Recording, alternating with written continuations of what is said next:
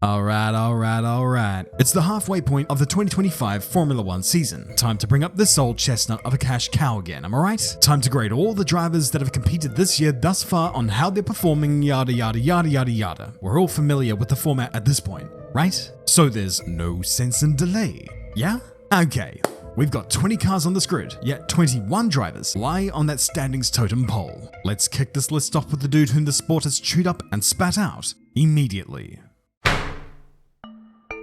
Heading into the season, it seemed for all money that Jack Doohan was doomed. I mean, sure, Alpine proclaimed that they would give this dude all the time that he needs to prove himself, but the vibes that the team was giving us didn't exactly exude confidence. And after all, Flavio Briatore has had a flexible relationship with the truth. And alas, the instant that he out-qualified his teammate on legitimate terms in Miami, all our suspicions were confirmed, and Jack was sent to the glue factory. Now, was it deserved?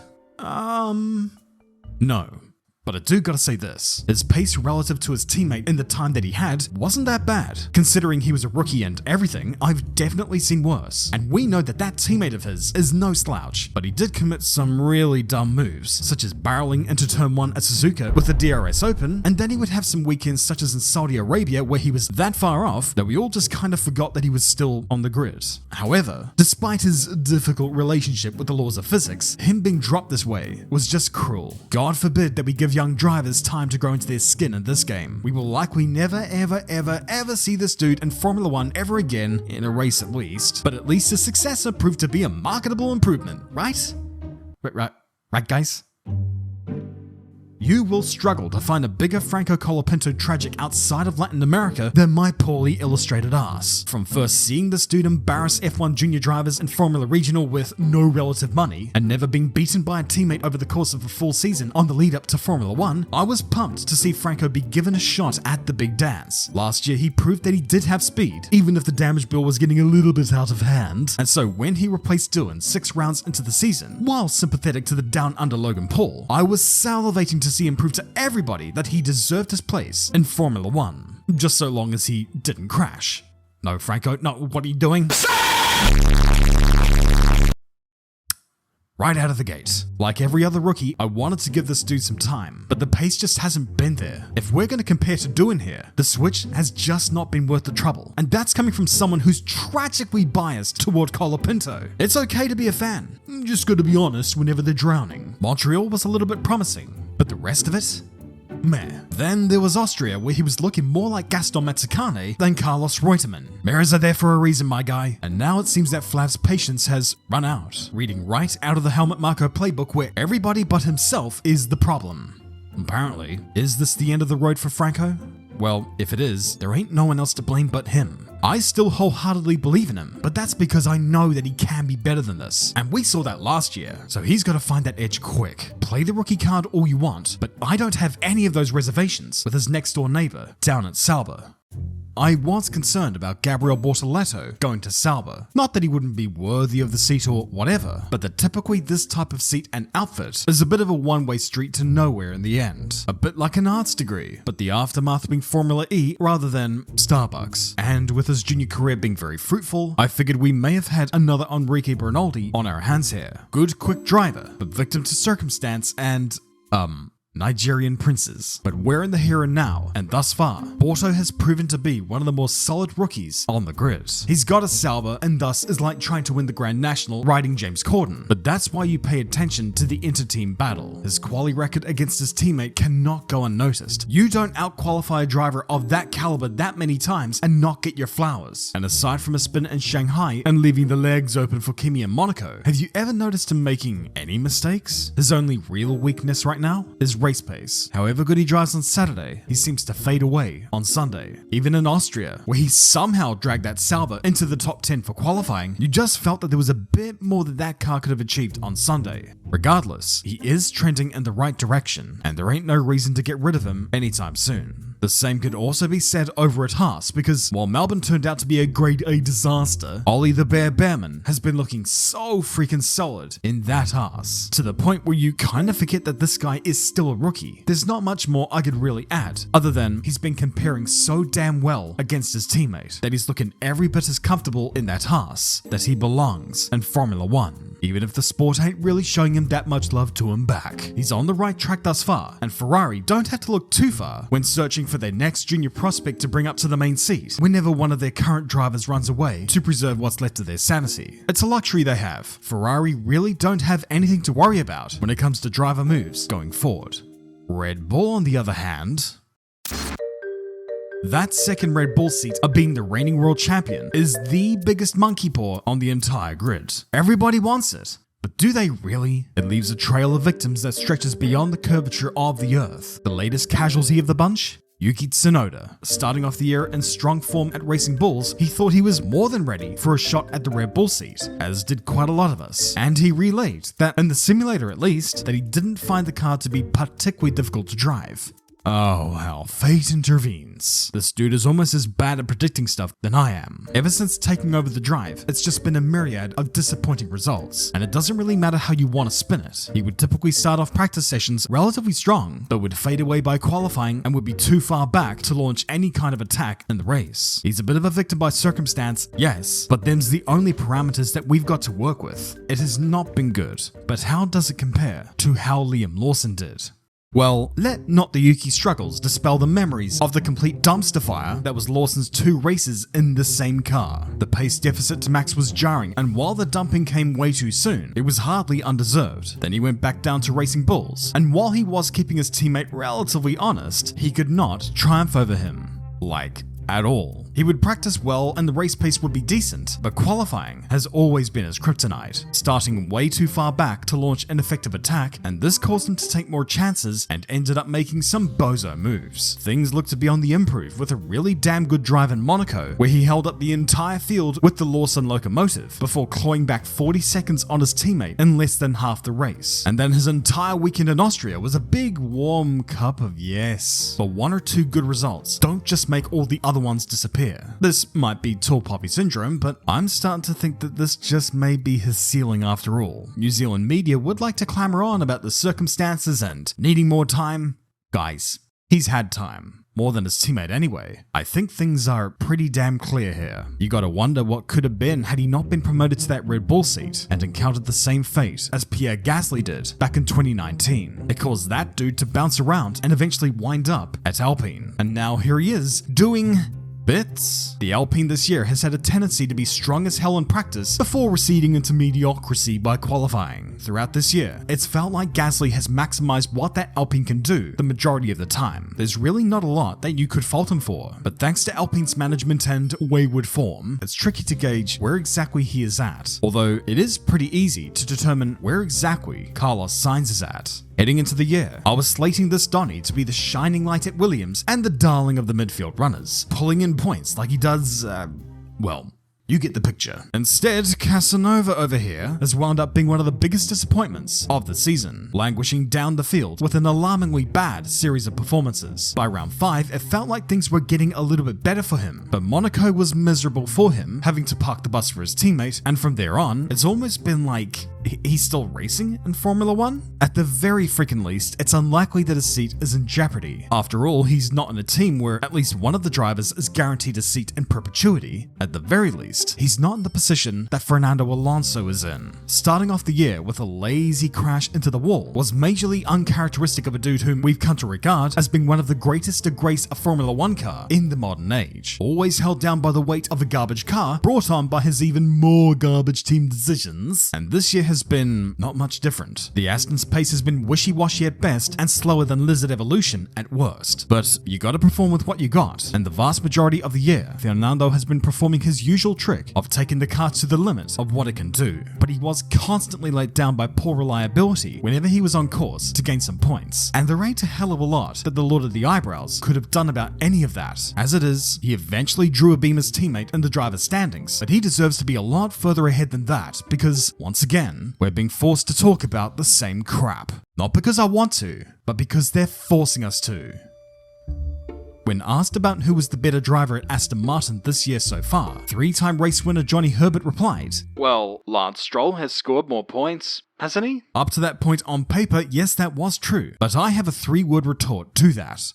I don't care. Yes, Sir Lancelot acquired those points, and to his credit, he didn't fence the car when others did, and his pass at the Nouvelle Chicane in Monaco this year made me feel things. But for the vast majority of the year, it's just been the same old story. At Suzuka, for example, he was the only driver to be lapped, and without mitigation either. He's a constant knockout in Q1, and he's bitching about the pace of the car despite Alonso hauling his own up into the top 10. People have wondered, what with the pressure and wrist injuries, if we should feel a modicum of sympathy for Lance. But I'll just say this, if this dude has his pizza delivered by private helicopter while the rest of us fucking forage in cardboard boxes, sympathy kinda takes a back seat. I say this every year, and I'm gonna have to say it again. Better drivers have been fired for better results, and from this team as well. This isn't gonna get any better. Even if he does find a way to win a race somehow, we're approaching year 10 in the game, and can you honestly say that anything has changed? I know I've been wishy-washy about my opinion in the past about Lance, but I just wanted to give him a chance. That ship has long sailed away now, and I don't see my opinion changing from this point on, even if some of his other comments are pretty on point, if I'm totally honest. Having said that, I'm always open to being proven wrong, and it does happen quite a bit. You can tell, someone who did that last year was the guy who's proven to be perhaps the biggest MVP of the season thus far. Starting your F1 career off by smacking into the wall on the formation lap in front of the biggest stadium of people that you could find is perhaps the most soul-crushing thing imaginable. It also doesn't help when your boss is a professional asshole. But after that disaster, Isaac Hajar, whom I said I didn't see anything in, has turned out to be one of the better drivers on the grid already. Moral of the story? I don't know diddly about prodigies in the sport. Therefore, I deem myself a worthy successor to Dr. Helmut Marko. He held Yuki close to the fire in the 2 races that they had together, and when Liam came into the fold, he schooled him. His qualifying pace has been really damn strong, and he's had the race pace to match it. Not a lot of weekends this year has he been held against the ropes, and for a rookie, that makes him a commodity, and I think it's only a matter of time before a promotion to that dreaded curse of a Red Bull seat beckons for the one that they call the Little Prost, or going by his social media activities, the Little Piquet. Oh, well. They're both fast, I guess. I can't sing this guy's praises enough. He's just been really damn solid in almost every round this year, and proving that he's like a fine wine, only getting better with age. No, wait. That's how I describe Nico Hülkenberg. Oh well, they're both good. It doesn't matter how far down the totem pole of car performance you throw the Hulk, he will always find a way to perform. In his first race for Sauber, he took that lime green eyesore from P17 to P7, which is the racing equivalent of getting Sabrina Carpenter to go down on John Prescott. Then he was getting P5s of all things at races such as in Spain. This guy, along with the emerging Bernaldi Jr., make this a damn solid driver lineup. The best on the grid? Don't count on it, but it is good enough to take the team into an era where they're gonna need to hit the ground running to please their paymasters in Ingolstadt. Okay, stop the presses real quick here, because in the time since recording this part of the script, this dude just went ahead and pulled one of the all-time great drives in at least the last 20 years by finally claiming his maiden podium at the British Grand Prix. After 11 million race starts, he finally cracked the bogey and secured 3rd place. In a Sauber, holding off the statistical GOAT. In a Ferrari, in his own house. There are no superlatives to aptly quantify how amazeballs this effort was. He's been a great buy for the team thus far, and you have got to wonder just exactly what Haas has lost in offloading him. Then again, his replacement hasn't been too bad himself. There's a wide damn gap in the standings between the 2 Haas drivers, and while that doesn't necessarily reflect the pace deficit between the 2 as they are relatively evenly matched, Esteban Ocon more than deserves his place in the food chain right now. There were times where he was outmatched by the bear, but the times where he did have him on the ropes, he wound up scoring a more than healthy result. Some major points hauls such as in Shanghai have helped catapult him way up the driver's standings, although with him driving a Haas, it affords him a sort of blanket of anonymity somehow. For whatever reason, it's hard to keep track of how they're doing. Only when you look at the results sheet and you see where they're at, do you realize, goddamn, they're actually doing well. Much better than I gave them credit for a couple of years ago, where I said they weren't America's team and that they were a joke. I apologize for that. Again, but for however good Ocon's season has been thus far, he ain't been the king of the midfield teams, at least in the driver's standings rostrum. That reign goes to the beaming light of Williams. Really, should anyone have doubted Alex Albon heading into the season? I mean, really, what person would be so stupid, so out of touch, so wrong, so asinine? Hang on a second, Joshua. Bar for bar. It is my belief that Carlos Sainz will bury Alex Albon this year. Need I say any more? Listen, I've got to be smug on this one. Alex has caught a lot of strays over his time in Formula 1. And in a Williams where, Latifi, Sargent weren't great benchmarks, but I believed there was the ability there. He proved it in many a Grand Prix that he could hold his own amongst top tier drivers in Formula 1. No question in my mind. Yes, the bias probably helped feed that belief, but I'm being proven right, and I'm very happy about that because it doesn't happen very often. I expected Alex to start the season stronger relative. Carlos has never even driven a Mercedes engine car before. It's an uphill battle, but we know how good Carlos is. We know how competitive he was relative to Charles Leclerc. The qualifying gap has been about a tenth and a half on average, yes, in favour of Alex, but that will come down in time, no question. 2026, that I'm not so sure. But regardless, I don't think we'll see Alex bury Carlos or Carlos bury Alex. It's all fun and games at Williams. Just give him a title fighting car. Please, James Vowles, you can do it. Go on then, Kiwi. Crack on.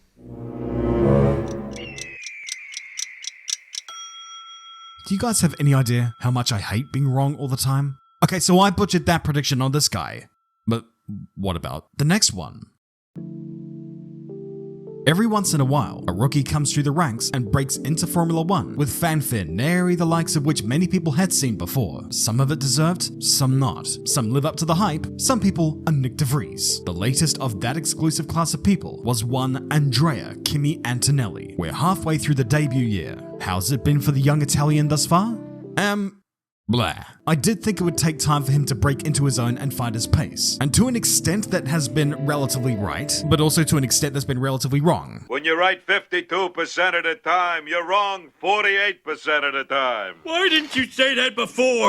Compared to his teammates, his quali pace has been pretty average. He's not getting eliminated in Q1 a whole bunch, but sometimes the pace deficit can be jarring. Typically, however, from the moment he first goes out on track in FP1 all the way to the end of the race, there is a noticeable improvement in his pace. In quite a few Grand Prix, toward the end of the race, he would be rapidly hunting down his teammate, finishing mere seconds behind him, when just a couple days earlier, he seemed to be well out of his league. Sometimes luck played against him, sometimes he played against him, and sometimes he showed amazing skill behind the wheel, such as the pole position for the Miami Sprint. But for a kid who just completed his school exams immediately after the Canadian Grand Prix, we've got to remember that this kid is still a kid. Give the kid some time. And keep him away from Gary Brabham. He's got a lot to learn, but he does still have plenty of time on his hands. He's only going to get better. I'm not sure I could say the same thing about the dude whose seat that Kimmy had taken over. The honeymoon is over. The euphoria has worn off. The element of surprise long gone. Right now, Lewis Hamilton being a Ferrari driver is just the norm. When he won the sprint in Shanghai, there was a feeling of elation all over as the dream team took the top step on the rostrum. Although with it being a sprint, there was a degree of reservation. We're just waiting for that Sunday win, aren't we? Now that that's been said, the vast majority of Lewis's season thus far has been one of question. Does Unk still got it? Can he hang with his teammate? Will he retire at year's end? To that particular question, I say, no, there's nothing so far to suggest that he would quit at year's end, and before the new regulations come in, Lewis is not a person so foolish to quit before such a time comes about. However, while his struggles to attain a podium in any of the first 12 races thus far can be blamed quite a bit on Ferrari being Ferrari, his teammate hasn't had all that much of a hard time acquiring podiums himself. Lewis may still be acclimatizing here, but how long are we gonna string that along for a driver of his caliber? While his performances haven't been bad in any slight, this was the fear heading into the season held by a few. A new team, a new environment, and an established teammate who, you could argue, is the fastest driver in pure pace on the grid whenever he isn't bathing himself in self-loathing, even if I do the same thing myself. Lewis got the plaudits for that sprint win, but it was Charles Leclerc who has been getting the podiums on Sunday. In the main Grand Prix, Lewis has only beaten Charles twice out of the 12 races that they've had so far. And that's not meant to be a jab at Lewis here, it's more a testament to how good Charles is, because seldom would you ever see Lewis being beaten. Am I a little bit biased toward the Monegasque? Maybe a tiny, massive bit, but there is a reason behind it. Race pace has been really damn good, and don't even get me started on his qualifying. Had not for his disqualification in Shanghai, general Ferrari incompetence, and an absolute howler in Silverstone, maybe he would be a tad closer to the title fight than he is right now. However unlikely that may be, but he shares this rating with Lewis because he has earned it. They've both earned that rating, and so has George Russell, because that guy, for the vast majority of the year, has been up the pointy end when the Mercedes arguably shouldn't really have been. He just keeps on going from strength to strength every year, improving upon what he's already had, whenever he isn't committing acts of, well, you know what. There was a lull in Imola and Monaco, and the pace of the Mercedes is definitely hampering him somewhat, but for a long time this year, he's kept his name at the forefront on the battlefield, and it definitely becomes one whenever he ends up racing this guy. We may as well just address the elephant in the room and get it out of the way. What happened in Barcelona this year was a black mark on his record. It's the typical head loss stuff we see from this guy whenever he attempts to keep his Red Bull in an impossibly high position in the race. And it's just stuff that you don't want to see. Because if we erase that stuff from our memory, what we're left with is a season to remind us that Max Verstappen is definitely the best driver in the world right now. And I'm not saying that to curve favor nor to get a rise out of anybody, because frankly, I don't care. What's in my head just goes straight out here. That's why the channel's in the state that it's in. A prime example of this excellence was in Japan, where he somehow secured pole position and won the race in a car that had absolutely no right to win. Ditto 2 in Silverstone, at least until the race happened. That car is clearly not nice to drive, and the team itself is in dire straits. Red Bull at all costs cannot afford to lose this guy, because over and over and over again, week in, week out, he makes you believe, if only for a fleeting moment, that the McLarens are beatable, that a championship fight is still possible. As it is, that dream ended when he got Antonelli in Austria, and now we're just stuck left with a 2-horse race for the championship, with one of those horses seeming incredibly intent on turning himself into dog food.